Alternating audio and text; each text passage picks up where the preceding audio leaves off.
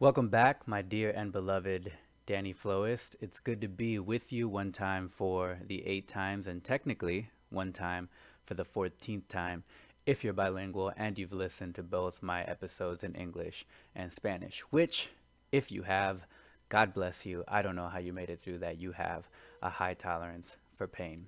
Okay, cool. This is the Danny Flow podcast.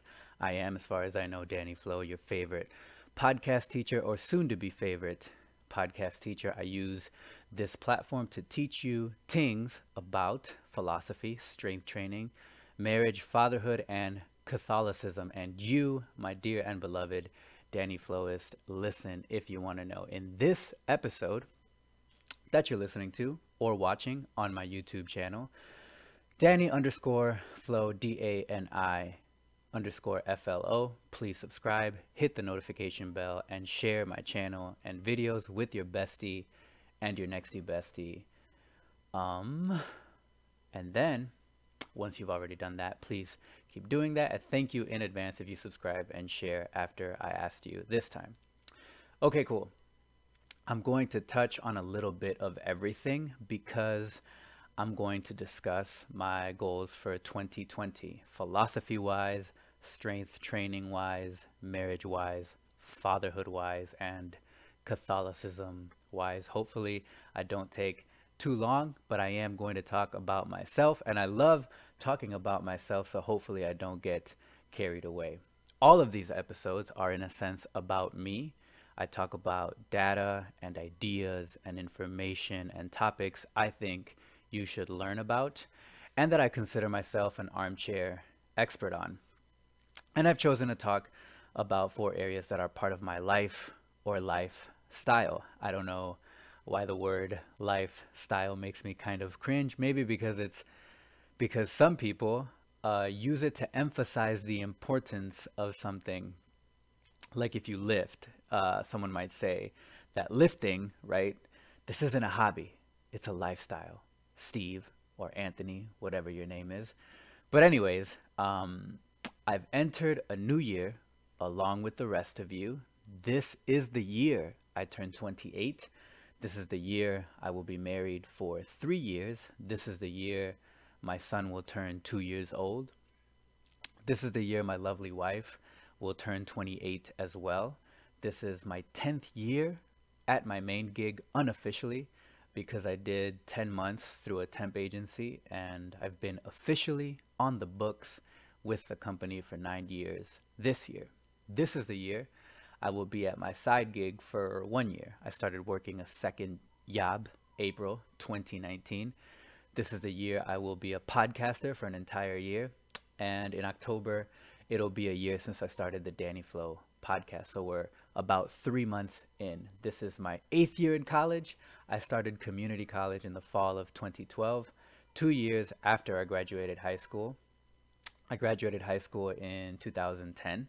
I've been in college so long that my younger sister finished her associate's degree 1 year after me and has now graduated with a bachelor's degree last year and is working on her master's as of last year as well. But she went full-time after she graduated high school. I worked 2 years after high school and then started going part-time. So I took a long break between high school and college. Then I took another break between my first and second semester of college. I started the fall of 2020, and then I didn't go back until the fall of 2013. Then I went every semester until the spring of 2016 when I graduated with my associates. I went spring, summer, and fall 2014. I went spring, summer, and fall 2015. And then I went and finished in spring 2016. So fall 2016, I started working towards my bachelor's, and so far I've gone spring 2017, fall 2017. I've also gone spring 2018, fall 2018, and I've also gone fall 2019. I've been taking the summers off. My major is philosophy, and I don't think that there have been philosophy classes in the summer semesters.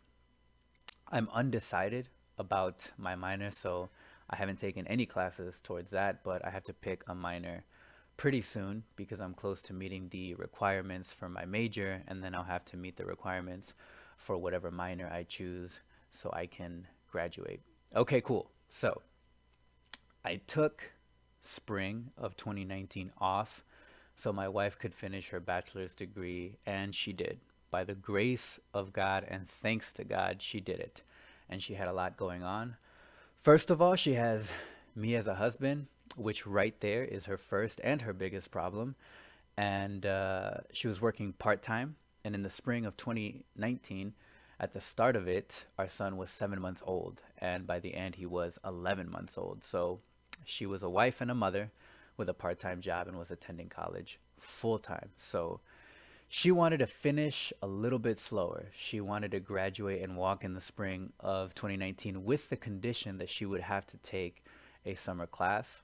And I said no. I said she should just finish because once she graduated and walked, she'd be glad she was completely done. And she was glad. She was glad she was completely done. And she was glad that she did it that way. That part is true despite what I'm about to say. And so I said I'd take the semester off so she could finish, and only one of us had to do readings and homework and midterms and finals and papers to write. Only one of us would have to do all of that at the time. And besides, my wife has no desire of getting a master's or even a PhD. So, and I do. I want to accomplish those things before I die. So after she graduated, it would only be me that had to go to school for the rest of his life. So I took the spring of 2019 off to help her, and I failed. She did not fail. She graduated, and I'm very proud of her. I think if you talk to her, she'll describe the situation way nicer than the way that I'm describing it, but that's because she's a nice person, at least way nicer than I am. The entire time, the entire spring semester of 2019, she only mentioned one time that I wasn't helping her as much as she thought that I was going to, and I did feel bad about it, but I'm not sure that it or I got better after that.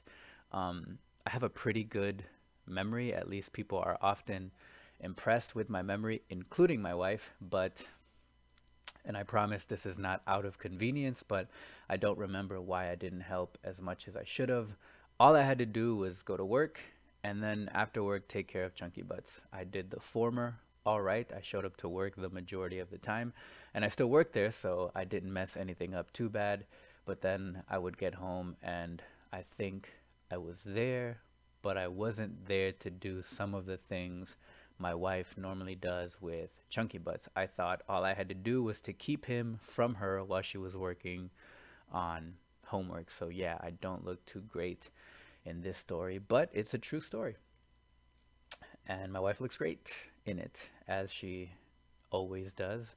So that's good, and she's going to keep looking good in the next part of our recent story. So I went back to the university the fall of 2019. By that time, I was already working my side gig, which we both agreed on because my side gig is part of some financial goals that we have. And so I was working full-time and part-time, and then going to class part-time. I had two classes this last semester that I just finished. And here's something cool about that. So I got A's in both my classes. I've actually gotten A's for the past 13 semesters. The last time I got something lower than an A was in 2013. But this time it was special because I was working a second job, and I've never done that. I've just always had my full-time job, and I've taken anywhere between 1 to 3 classes every semester that I go, back in community college and then now at the university. So I think that makes my wife look good, really good, because if it wasn't for everything that she does behind the scenes, I don't think I would have done as well as I did doing everything that I did. So shout out to my lovely wife. I love you, baby. Thank you for being my wife. Okay, cool. So my short-term goals in philosophy for 2020 is to take 1 to 2 classes this semester, spring 2020, and I'm just going to keep doing what I'm doing, and my wife and I are going to keep doing what we're doing. And if I get A's, great, but the important thing is that I learn and pass my classes and don't have to retake any of my classes, because that would be a regress, not progress. So depending on what classes I take, that might impact depending on what classes I take, that might impact the philosophical topics that I decide to discuss on this podcast. And before I forget, another thing that was cool is that um, it was my wife's idea to start my podcast when I started my podcast. So I was doing something right because I was working two jobs and taking two classes, and she told me to start it. So if she didn't think I could handle it or that we could handle it, I don't think she would have suggested it. Okay, cool. The same year I started college, I started strength training. I started lifting weights in 2012. So this is my 8th year lifting weights, and it looks like I don't lift weights at all. I've been accused of many, including my wife, of being too conservative or precautious in the gym, and that's probably why I haven't made as much progress as other people, even other people that haven't lifted as long as I've lifted.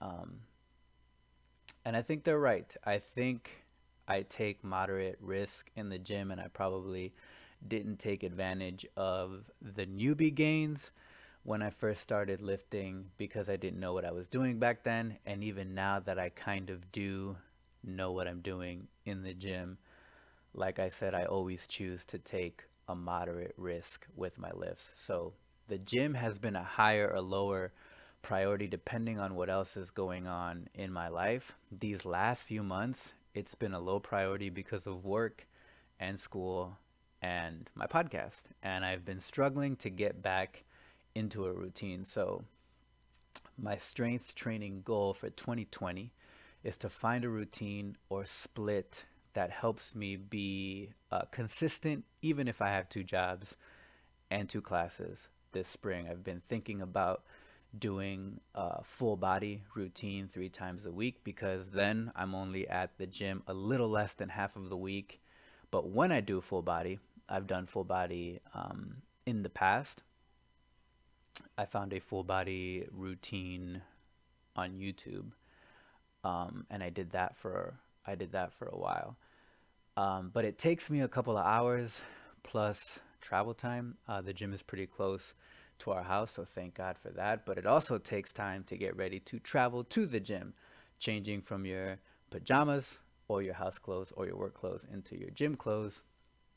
But if you live in Rockford, pajamas is your regular clothes. I can say that because I'm a Rockfordian. That sounds silly, right? Counting the time it takes to even get in the car and start traveling to the gym. But I mean, talk to my wife. Talk to my wife because she goes to the gym 4 times a week. And she normally goes while I'm at work. And so she takes Chunky Butts with her because there's a daycare on site. And she'll tell you,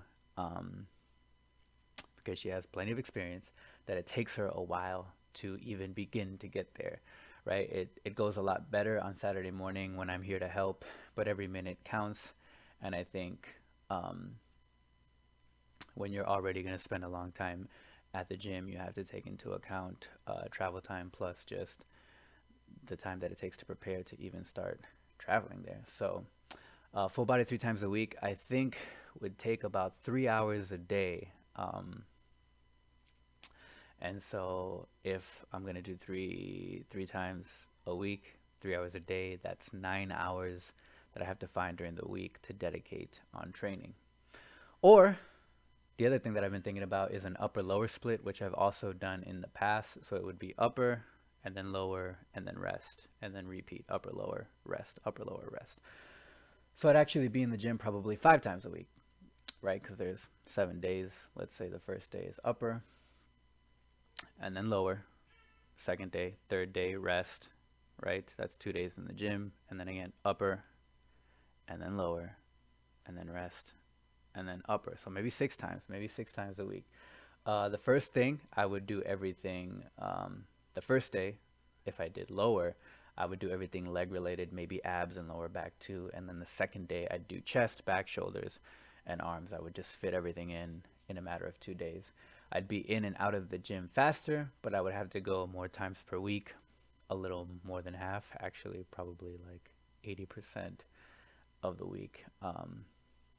I think I'm going to try the upper lower first, and then if I can't keep up with it, or won't keep up with it because I'm too tired or I've procrastinated too much with my schoolwork, then I'm going to switch to full body 3 times a week and most likely wake up early 3 times a week to get it done before my main gig.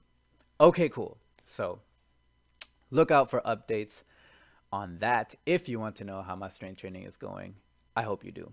All right, so I have goals for my marriage as well as goals in philosophy and strength training. I think a real quick thing I want to mention is in 2020, I'm going to listen to my wife more when it comes to the gym. My wife has been killing it in the gym 2019. I have no doubt she'll continue to kill it in 2020. But there were times when my wife told me to go to the gym and I didn't listen, and I should have, and I wouldn't have weakened my will as much as it did. So that's the first thing I will mention. The other thing I want to dial in this year is a prayer routine with my wife. We haven't found something that works for us and that we've remained faithful to. So we've tried, but so far we've failed, which is okay. It's okay to try and keep failing and then try again and fail again, but you can't quit. That's why I'm going to try the upper lower split first to try to fulfill my 2020 strength training goals of just finding a consistent routine. But if I fail, then I'm going to switch to full body, right? So my wife and I, have to find a time that works for both of us and some prayers that we can say together. Some people don't like reading off prayers. They want to say something spontaneous to God each and every time. And I think that's really hard. And I think it takes years of practice. And that's what written prayers are. That's what they're for, to help us practice talking to God, asking things from Him, thanking Him for things, telling Him we're sorry for things that we've done that we shouldn't have, and just telling Him that we love Him, right? And if I wanted to tell my wife how I felt about her and I wrote it down and then I read it to her, I still mean what I wrote down. It's not like I don't mean it just because it's not spontaneously said in the moment or just because it's written down on a piece of paper and I'm reading it. So praying with my wife is important because the purpose of marriage is to help each other get to heaven, and that's not going to happen without prayer. There's also studies that shows a low divorce rate among couples that pray together. As far as this podcast episode, that's just an assertion. I don't have any of the studies handy, which shows you how well prepared I am. But you're more than welcome to look up the divorce rate among couples that pray together on Google. Okay, cool.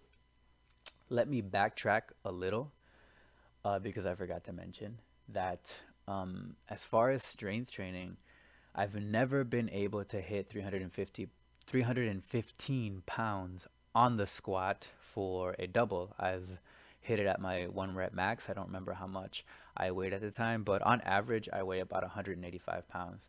When I first started lifting back in 2012, I was 170 pounds. I've been 5'8" for as long as I can remember. Even back in high school, I was 5'8".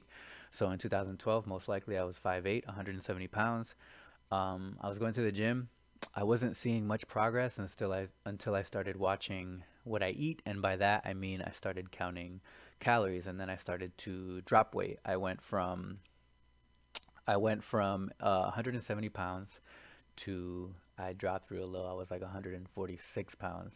So I was counting calories, and then towards the end, I think I was what they call intermittent fasting.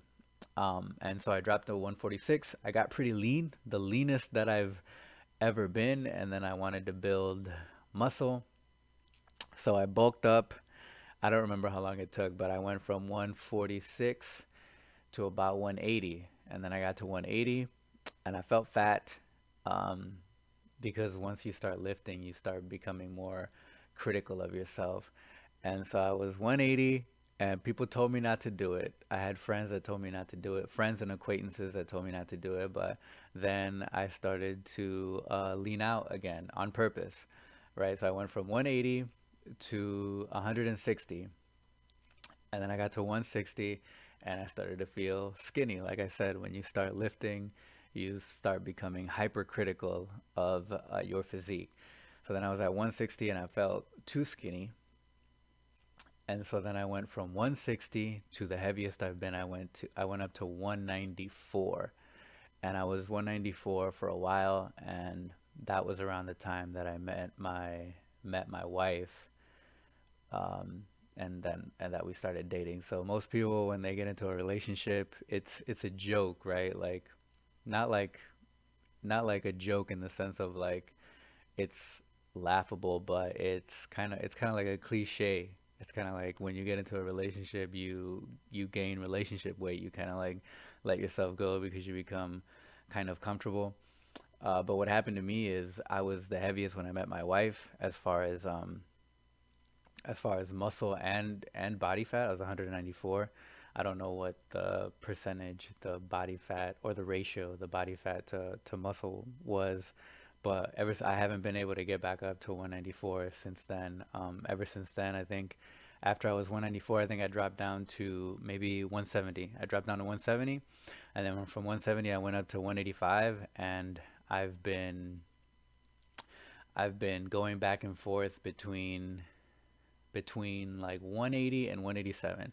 So last year around this time, I actually dieted down to 175, and then I worked my way back up to 185, and I've been consistently around 185 since last year. So that's the point of that entire story, was just to let you know that um, for a few years now, I've been at 185, and most likely, whenever I've hit these numbers that I'm about to tell you, I was probably around 185. So I forgot to mention that I've never been able to hit 315 pounds on the squat for a double. I've done it for a single or my one rep max. So that's one of my goals this year, is to hit the 315 pounds on the squat for at least 2 solid reps. I've also never been able to overhead press or strict press 135 pounds. So that's another thing that I want to accomplish this year. The overhead press or strict press is when you push the bar from your collarbone over your head. It's a shoulder movement. So I really want to do that. I've taken way too long to accomplish that because I think I started overhead pressing back. It was around the time that I started lifting, either in 2012 or 2013. So the heaviest I've been able to strict press, I think, is 120, and that was recently. That was last year. I hit 120 pounds overhead press for one. And it was a pretty good. It was a solid rep. So I really want to do that. I also want a sumo deadlift. I started recently sumo deadlifting. I used a conventional deadlift. If you don't know the difference between, so sumo is just a sumo stance, and conventional is just a shoulder width stance. That's all it is. And for most of the time that I've been lifting, I've been doing conventional. But I switched over. I switched over to sumo, which I think works better with my body because I have really long arms. My wife makes a lot of jokes about my long arms. So, but but anyways, I think out of these three, I'm gonna be able to hit my goals on the sumo deadlift the quickest because that's my strongest lift. So I want to try and hit 405 pounds. But I won't be able to hit any of these if I don't go to the gym consistently. So I really have to dial in either an upper lower rest routine or a full body rest routine. Okay, so as far as fatherhood, Chunky Butts is turning 2 this year, and he's growing. And it's really important to me that we also have family prayer time. So I've got to find something that works for him, being so young, but he's starting to speak and he understands certain things. So I want him to have a solid prayer life all throughout his life, as well as all my kids. So I think if he sees me and his mom pray, he'll know this is important. We need prayer. We have limits, and prayer helps us know our limits and gives us the wisdom to know when we've reached them and when we can push a little past them and establish new limits. Look at your body. You're a certain height and weight. You have bodily limits. The same is true with the immaterial part of you, and we need prayer to know both, to know the truth about ourselves, not to beat ourselves down, but also not to blow ourselves up. In both cases, we're not being ourselves. So that's why Chunky Butts needs that example from his mom and I. Also, we're potty training him. So yeah, and we want to get pregnant again sometime this year. So no big deal. All right. That leads me to my goals for 2020 regarding my Catholic faith, which is the most important part of me. If it wasn't for my Catholic faith, I wouldn't care about philosophy or strength training or my marriage or my fatherhood or even my manhood as much as I do. I obviously want to fall deeper in love with our blessed Lord Jesus Christ, the Son of God, King of the universe, and my life. I also want to fall deeper in love with his bride, the Holy Mother Catholic Church, and I want to grow in a stronger relationship with Saint Joseph. So if you follow me on Instagram at DannyFlo, DANI_FLO, it's the same as my YouTube. My New Year's resolution is to pray to Saint Joseph every day. So I'm actually recording myself and uploading it on my Instagram story so that I hold myself accountable. That's the way that I've been holding myself accountable, and I actually haven't done it today as of this recording of this podcast, but I will do it later. And I think that recording myself and uploading it on my story is just going to help me fulfill it.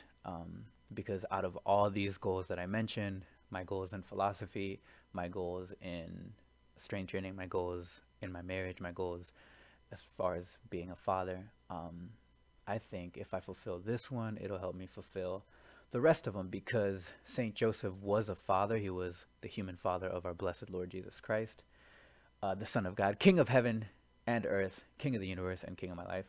And he was the husband of the Blessed Virgin Mary, Mother of God, Queen of heaven and earth, and Queen of my life. So he raised Jesus, and he had to work, and he had to work to provide, and he had a prayer life.